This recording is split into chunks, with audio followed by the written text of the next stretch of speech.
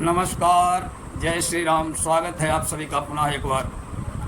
आज चर्चा करेंगे मकर राशि की। जन्म कुंडली में चंद्रमा अगर मकर राशि में हो, यानी जातक के जन्म के समय में चंद्रमा भचक्र के 10वें खंड 270 से 300 अंश में हो तो जातक की जन्म राशि मकर बनती है।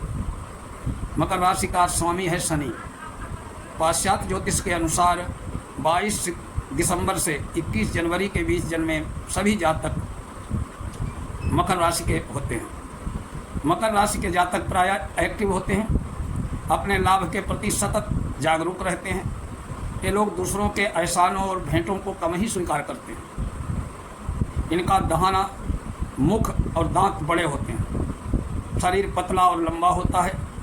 मध्यायु के बाद भरने लगता है, मोटापा आता है। ये लोग जो दायित्व लेते हैं उसे निभाते हैं, भरोसे के लायक होते हैं। परंतु इन पर निराधार संदेह किया जाए, आरोप लगाया जाए तो ये बहुत अधिक आहत होते हैं। इनका धैर्य बहुत अधिक बढ़ा हुआ होता है। कई दिनों तक रुष्ट रहते हैं। ये उनके शनिकी स्वभाव के भी हो सकते हैं। तो अपनी पीड़ा को भी व्यंग्यात्मक शब्दों में अभिव्यक्त करने वाले होते हैं। अपनी पीड़ा को भी बहुत ही सलीके से व्यंग्यात्मक रूप से प्रकट करते हैं। इनका बचपन प्रायः कठिनाइयों में बीतता है और शनैः शनैः प्रगति करते हैं, लेकिन स्थायी रूप से प्रगति करते हैं। जीवन साथी को प्रायः ये लोग सुख नहीं पाते हैं, फिर भी धैर्यवान होने से निभाते तो हैं। इस प्रकार परिवार और जीवन साथी के लिए तथा कुटुंब के लिए अपनी खुशियों का बलिदान कर देते हैं। अक्सर ये बचपन से ही जिम्मेवार हो जाते हैं, किंतु इनमें एकाकीपन का भाव सदैव बना रहता है। संबंध भी ये 5 जांच परख कर बनाते हैं। इनका मित्र वर्ग बहुत ही सीमित होता है, किंतु ये भावनात्मक रूप से सदैव असुरक्षा महसूस करते हैं और अक्सर कोई बड़ा कार्य या महान कार्य करने की लालसा इनमें पाई जाती है। चेहरे से अक्सर उदास दिखाई देते हैं। जोड़ों का दर्द, गठिया, वायु विकार, पाचन और नेत्र रोग संभावित हो सकते हैं। चंद्र और सूर्य यदि शनि या राहु द्वारा अशुभ हों तो वृद्धावस्था में इन्हें हृदय का रोग संभव हो सकता है। कुंभ राशि। जन्म कुंडली में चंद्रमा जब कुंभ राशि में हो, यानी जातक के जन्म के समय चंद्रमा भचक्र के 11वें खंड में हो, 300 से 330 के अंश में, तो जातक की जन्म राशि कुंभ होती है। इस राशि का स्वामी होता है शनि।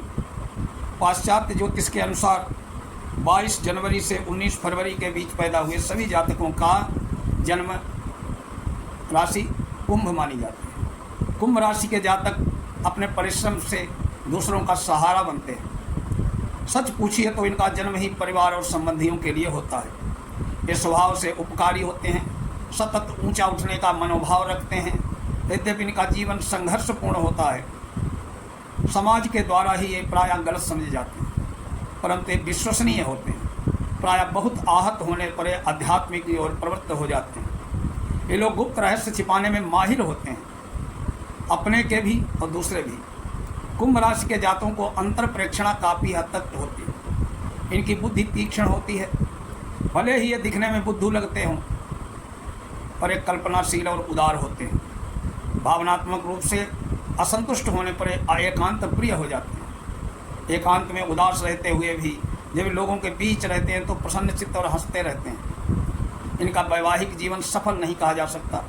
ये लोग विपरीत लिंगियों से मित्रता करना पसंद करते हैं और प्रायः अध्ययन प्रिय होते हैं। ये प्रायः लेखक, गणितज्ञ, ज्योतिषी, दार्शनिक, प्रोफेसर और आविष्कारक होते हैं, क्योंकि इनका राशि शनि जो आध्यात्मिकता का कारक भी होता है, कुंभ राशि में अपनी मूल त्रिकोणीय स्थिति में होता है।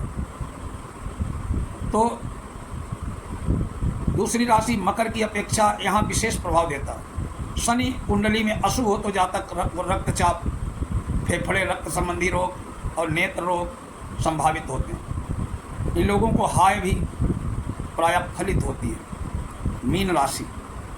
चंद्रमा जब कुंडली के मीन राशि में स्थित हो तो जातक के जन्म के समय चंद्रमा भचक्र के 12वें अंतिम खंड में हो, 330 से 360 अंश में हो, तो जातक को जन्म राशि मीन होती है।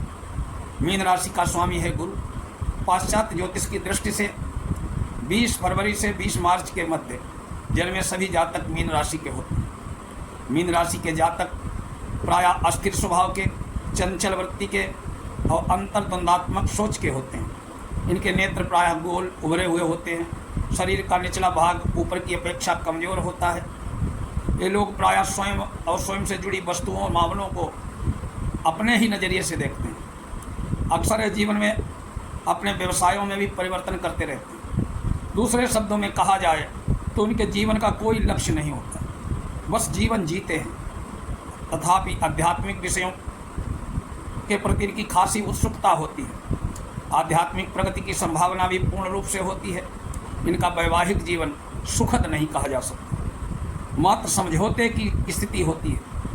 तो कई बार तो अपेक्षित सफलता और उपलब्धि प्राप्त न कर पाने के पीछे भी इनका जीवन साथी बन जाता है। प्रायः इन सब के बावजूद मीन राशि के जातक भीतर से शांत और संतुष्ट होते हैं।